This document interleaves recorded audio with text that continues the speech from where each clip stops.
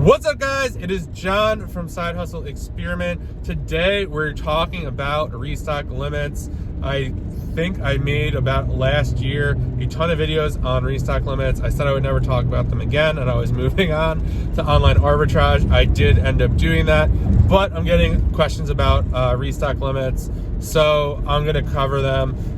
Mainly what booksellers can do about it, what I would do if I was still selling a lot of books today. I do still have a bunch of inventory, but I mean, I am not sending in anymore, so it's not really going to affect me. And then I don't really think it should affect online arbitrage sellers, but we could just kind of talk a little bit about that as well. If you could please like the video, subscribe to the channel, it would mean a ton to me. Just really trying to grow, get the word out there, help people make money on Amazon, and when you guys do that, it really helps. So, restock limits, if you're new to Amazon, I know a lot of you are who watch this. Basically, Amazon is saying, hey, holiday season's coming up. We want to only allot space for quick moving items. So we, based on your metrics, your account, whatever, we are going to only let you send in X amount of inventory. And I don't know if this will be a fluctuating number. So last time around with the restock limits, they would just take you down. So I remember I had, I don't know, it was like maybe 15,000. And then overnight it dropped to like 7. I was like, all right, I could work with that. And then the next week it goes down, it went down again to, I don't know, like 6,000, then it went to 5,000, then it went to 4,000, and that's kind of where I really had to pull back. And I think I stayed right around kind of that 4,000 mark, and then it started to go up slowly. But so I don't know, there could be more cuts, I'm not really sure. Something that you could pay attention to. So basically what that means is you can only send a certain amount in. So if you could only send 1,000 items in, it forces you to do a couple of things. You have to get rid of the old stuff that's not selling. It forces you to send in better stuff. You're not going to be sending in like million ranked books. I'm going to go into like what I would be sending in right now in a second. And 3, you just need to send in inventory that is going to move really quick to try to get. Again, I don't know if they'll fluctuate up, but usually when you can increase your sell-through rate, they give you more space.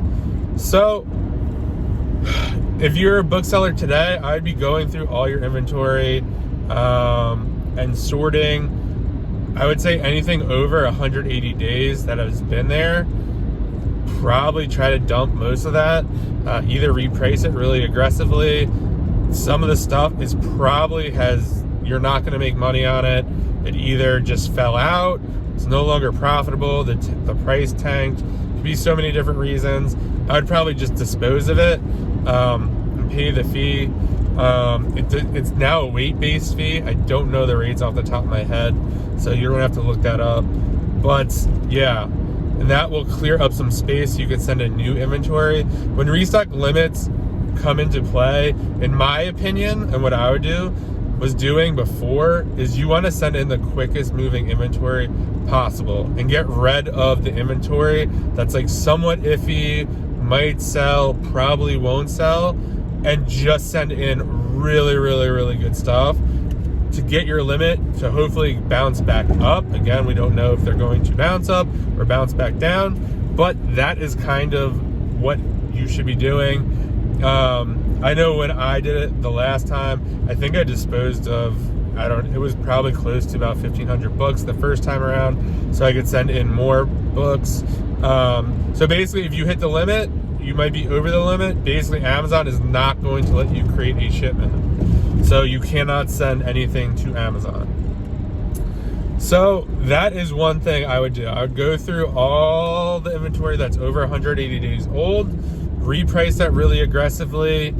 Probably anything, I forgot what the other bracket is. I think it's like 270 and above to 360, and then there's 365 plus. I would probably get rid of all of that in the 270 mark. Again, maybe get really aggressive with repricing this next week or two, and then after that, you can't move it, either bring it back to you if it's valuable to merchant fulfill, or just dispose of it. It's probably not worth your time. So that's one thing you could do. Number two, another thing you could do is now what you send in has to be much better. So when I was doing it, I was sending in mostly books or DVDs or whatever. Well, let's just talk about books because the media is a whole different set of things. But for books, I was sending in stuff. I wasn't sending in anything over a 500K sales rank.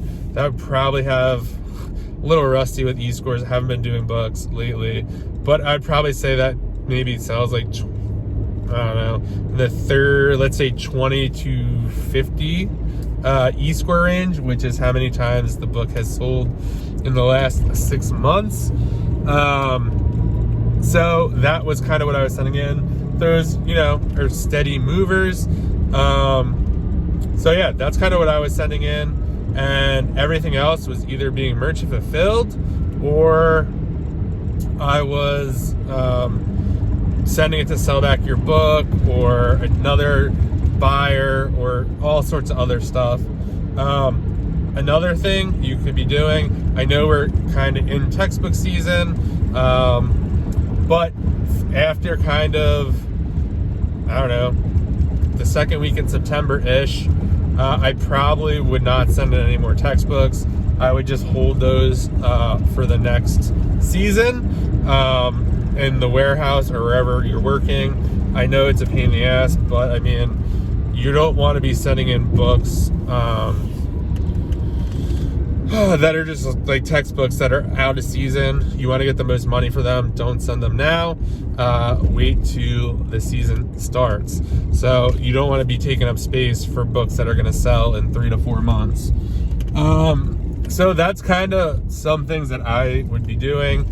Again, a big thing for you is going to be merchant fulfilling books, because you, depending on how much volume you're going to do, you are going to hit a tipping point probably pretty soon, especially if you're doing bulk, where you just can't send in anymore. And that is going to really hamper cash flow. It's going to mess with some other things in the business. So you definitely want to be aggressive and send in high quality stuff, get rid of a lot of old stuff, and really utilize merchant fulfilling books. You could use a program like ScanLister. That's what I was using. You could print tickets and kind of come up with an organization system. It's a good skill to have, to be honest, merchant fulfilling, because when stuff like this happens, at least you know what to do. I really did not like running a merchant fulfilled book business, especially when volume was high, just because you're constantly sending packages out every morning. You could do it where you change your handling time to, I think, 2 business days. I think Amazon really tries to hide that funk feature for you. You'd have to do it in like your shipping template. And basically, it would let you just kind of send on Monday, Wednesday, Friday, instead of having to do it every day. And that's basically what I was doing, just because it became too much to ship every day for me. So that's one thing you could definitely do. And yeah, I mean, it does kind of stink, but I mean, Amazon did this last year. Usually around the holidays, usually when they do something once, they do it again. They really just want fast moving inventory in there. I'm sure they're having trouble getting help still, and that problem will probably continue to worsen as the holidays kind of roll around. And yeah, I mean, that's what I would kind of be looking to do if I was a bookseller. For online arbitrage, I don't see it to be such a big deal. I think my limits are around like 4,000 or 5,000 on the online arbitrage account, so I'm not really worried about that. I think I probably have about 1,000-ish. No, it's probably more like 1,500-ish active inventory there. actual units, not ASINs. It's probably about 200-ish. No, about 150 ASINs around there. And yeah, I don't think for online arbitrage for me, I am happy I made the switch for this exact reason.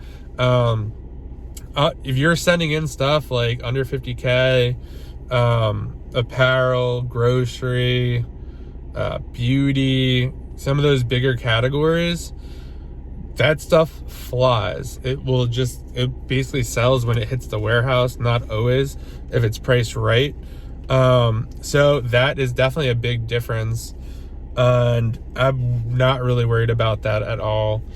And if they do keep going down, I mean, now it's broken out a little differently too. So for me, one of the nicer things about selling other items, so in your restock limits for so you have your normal standard items, and they cap you at whatever, and then you have shoes, and then you have apparel, and then I think there's oversized. So I could definitely start sourcing shoes and have so to buy 1,000 pairs of shoes, like that would be, I don't even know if I would want to do that at this point.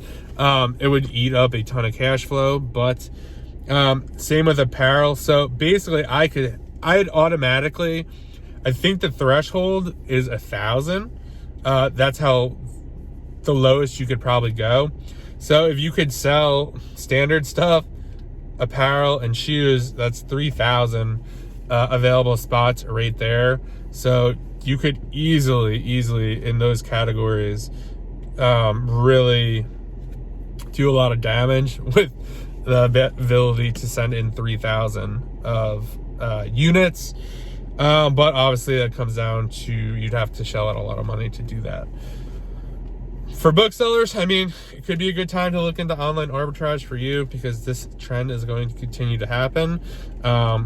Your limits will most likely go back up. So if you want to wait it out, I mean, that's fine too. But then again, we just never know with Amazon. So yeah, that's kind of what I got for you guys today. And just really be vigilant on sending in stuff that's going to sell really quickly. Books, so try to stay under 500K rank with a decent E score. Anything else, merchant fulfill yourself. And then if that's not really working for you, you could definitely look into online arbitrage, or at least start that journey doing that. So it might affect how many books you could actually source and send in and stuff like that, but that's kind of how it is, guys. So again, yeah, definitely only send in really fast moving stuff, reprice aggressively to get rid of old stuff, dispose of all the stuff that's probably not likely to sell. A good way to do this too is to look at the lowest price stuff you have. That stuff is usually tanked and probably at its least price you can make money. And if it's not making money there, then you should probably just get rid of it, dispose of it. And yeah, just do your best to send in quick moving stuff, and hopefully you can get your restock limits up. If they are fluctuating this year, we don't know, but that's all I got. I will see you guys in the next video. Please like and subscribe, and I'll see you in the next one.